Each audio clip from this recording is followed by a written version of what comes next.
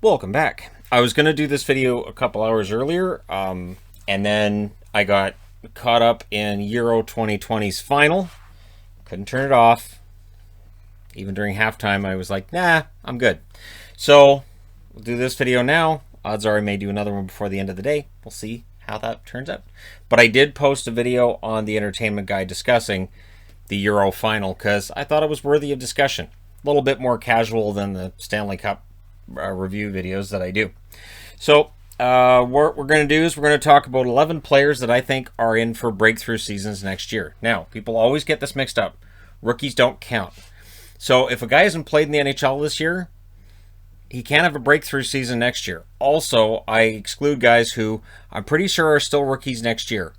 Now, on this list, I've made one exception where he may still qualify as a rookie next year, but because there were fewer games played this year, he also may not. Usually, you have to play 26 or more games in a season in order to be qualified or in order to lose your rookie status, or have played more than 6 games in 2 separate seasons. I looked at it. He played 24 games this year. I don't know if he keeps his rookie status, but he played enough games, almost half the games this year, that I said I'm going to put him in this list. So if he's still a rookie next year, apologies. But that means if you're looking for Nick Robertson, he's not on the list. And there's others too, that if a guy had a good rookie season, I could explain this a lot last year. If a guy has a good rookie season, he has a good rookie season. So if I say here's, rookies I think are in for good sophomore years, that doesn't necessarily mean that if you don't see a rookie on the list going to his sophomore year that I think he had that I think he's not very good. It's just that I think he had a really good rookie season. Suzuki was the example of that, where I thought he had a really good rookie season, and yet when I said these guys will have explosive second years, people were like, why isn't Suzuki on the list? Is this because you hate Montreal? No, it's because I thought Suzuki had a good rookie year. So, he is not on this list, but the reason I didn't put Suzuki on this year's list before anybody asks is because I thought the point production he had this year is probably right about where he's going to be going forward. I don't think Suzuki's going to be a huge point producer. He may end up being that later, but I don't think that's going to show up yet. And I don't think that's a big part of it. I think what makes Suzuki so effective is that he's a good two-way center. Just get that face-off under control, start winning more face-offs, and next thing you know, he's being talked about in the same category as some of the Selke favorites we get from season to season. Now, I've got 11 names because I wanted to do 10, and I thought, no, I'll do 11 because I came up with 11 players. I also ruled only one player per team. That's it. All right. So, if your team has more than one guy, well, they have more than one guy. But I'm only doing one guy from each team. Number 11, from the Detroit Red Wings. I'm also going to include their stats here. Now, Philip Zadina, I know there are those who are already writing him off as being a flop. I think it's far too early for that. And I also thought that his numbers were low. And I mean, you can look at that and say, well, that's because he's a flop. I thought he played well. And then when I looked at his numbers, I was like, that just seems low. So I went through every team's stats today, and I picked out 11 guys that I thought should be due for a big game big season next year. Number 10, going to the Kings. This one won't necessarily surprise people to the point where I thought maybe I wouldn't include him in this list, but he had a good year. Gabe Vilardi, 54 games played, 10 goals, 13 assists, 23 points. I think Vilardi, he may never reach a point a game because of injuries he suffered before he finally made his debut in the NHL. I think that's lowered the ceiling for him from where he was when he was drafted. But I still think Vilardi should be a guy who gets about 60 points over an 82-game schedule. I think he's fully capable of that. He had some droughts this year to go with some pretty good runs, and so I think his numbers should get better next season. Number 9, and I'm going with a Sabre. So far, 3 players from teams that didn't make the playoffs. And this player, the funny thing is, I think I'd kind of given up on Casey Mittelstadt. I really had. But he had a really good second half to the season. 41 games, 10 goals, 12 assists, 22 points. And he seemed to respond really well when Don Granato took over behind the bench. So, Buffalo played well. He played well under Don Granato. I know the record doesn't show it, but they did get better. And Middlestad, I think, could very well have a very good year next year, especially if Eichel leaves, and that gives him the opportunity for more ice time and a chance to play more power play minutes and more. He may very well be a guy who needs to be part of the top 6 in order to succeed. Maybe part of what was holding him back was he just wasn't getting the ice time necessary, which would not be unusual for Buffalo to maybe give the wrong guy ice time. And I don't want to say it like that necessarily, but that may very well be what happens in Buffalo. I know Buffalo fans have talked about that. So we're up to number 8. Number 8 is... So I went back and forth on where to put this guy. I did. And you know what's funny is Jordan Kyrou had a really strong start to the season. Very, very strong start to the season. Kind of petered out a bit there at times. 55 games, 14 goals, 21 assists, 35 points. I think Jordan Kyrou is capable of more. I think we're going to see more points per game from him next year. Again, I don't know what the ceiling is with Kyrou, but with St. Louis being in this state of flux and guys keep going out, that's more opportunity for a guy like Kyrou. Also, Robert Thomas. I had Thomas. I think Thomas was number 1 on the list last year, but I went with Kyrou for this year. Again, just one player per team, and I think Kyrou. He's won me over his first couple of years. I know Panger loves him too, and I think he's just going to keep getting better. Number 7. I went back and forth on where to put this player as well. Move this down so that fits. There we go. Perfect. But, so another player I'm expecting to get more ice time and responsibility. I know that Islander fans wanted to see Oliver Wahlstrom in situations they didn't this year.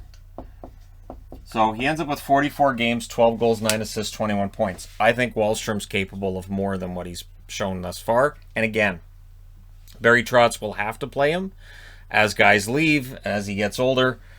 And I had considered between Dobson and Wahlstrom, but I think Wahlstrom is in for a bigger offensive outburst than Dobson. I don't think I've got any defensemen on the list. I do not have any defensemen on the list. So, yeah, maybe that'll be a different video. Just defensemen that I think could have big years next year. I'm not going to do the videos. I don't have any intention of doing the videos on the top centers, defensemen, wingers, goaltenders like I normally do in the offseason. It's a shorter offseason, but I will do list videos that are optimistic, that are, hey, I think these guys are going to have really good years, because why not? But yeah, Wahlstrom at 7. And then we move into number 6. And number 6, I went back and forth on where to put this guy as well. So we're going to put him at 6 in Florida. It is Sam Bennett. Now, Sam Bennett requires 2 stat lines to kind of show why I think Bennett's going to be better next year. In 38 games with Calgary, he had 4 goals and 8 assists for 12 points. In Florida, he plays 10 regular season games, 6 goals, 9 assists, 15 points.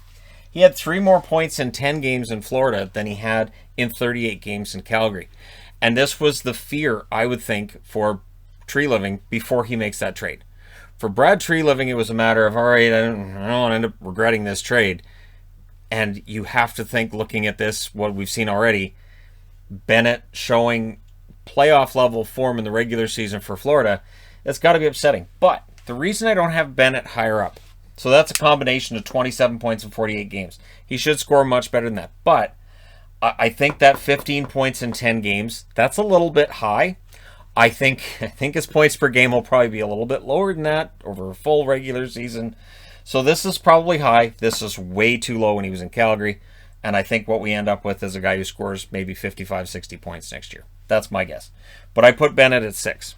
At 5 is the player that... nope, not yet. At 5, I moved them around. I had them all set up, and then I looked at the list and I went, no. So 5, we've got a Blackhawk on the list here. Now, Kirby Dach was restricted in terms of how many games he played by injury, right? And then when he came back, he wasn't as effective as he had been in the bubble last year. 18 games, 2 goals, 8 assists, 10 points. That's too low. The 2 goals is far too low. And whether Taves comes back or doesn't, I still expect Dach to be a bigger producer next year. I really, really love the kid's ceiling. I think he's got the opportunity the potential to be, again, that 55-60 point mark I think is reachable. Both Bennett, Doc, a lot of these guys I think have very similar upsides. But Doc is, he's part of the future for Chicago, and if Chicago's going to have success over the next 5 years, some of these young kids coming in are going to have to be part of that solution. There are others I could have picked for Chicago. I went with Doc. I could have picked Brendan Hagel. Agreed. Could have picked Hagel. Number 4. This is where I move this guy. I went back and forth. So this is the player who may very well still have rookie status next year. He may. But he played 24 games this year. So for me, while I think Drysdale is going to have a boost next year too, Trevor Zegras is the one. So early in the season, he's playing on the wing with the Ducks and struggles. And he ends up getting sent down to the AHL, plays in the middle, comes back up with his confidence and playing where he should be in the center position, ends up with 24 games, 3 goals, 10 assists, 13 points.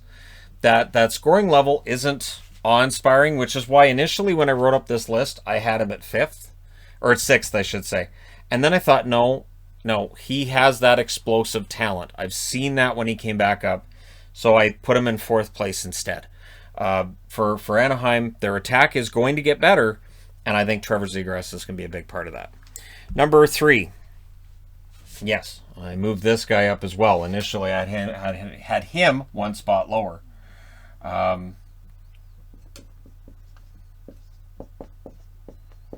Now, Tim Stützle had a good rookie season. He did. But I think comparatively speaking with where he ends up, I don't think we've seen anything yet. So 53 games, 12 goals, 17 assists, 29 points. At stages this year, he hit that rookie wall. Most rookies will hit that wall. Stützle should be a point-a-game player, maybe as soon as next year. He has elite level skills, and I think the 29 points, which are good, I think he's an elite level player. So coming back to the Suzuki comment I made early in the video, Suzuki I think is an elite two-way center, may never have those great offensive numbers. Stützle is offense, it is elite, and I would expect, as soon as next year, he could very well be a point-a-game player. We will see, right? That's the fun thing with this list. We see whether or not they end up developing like we expect or like we hope. So, number 2. Number 2 is from New Jersey, the underrated, and I mean that. I mean he's underrated.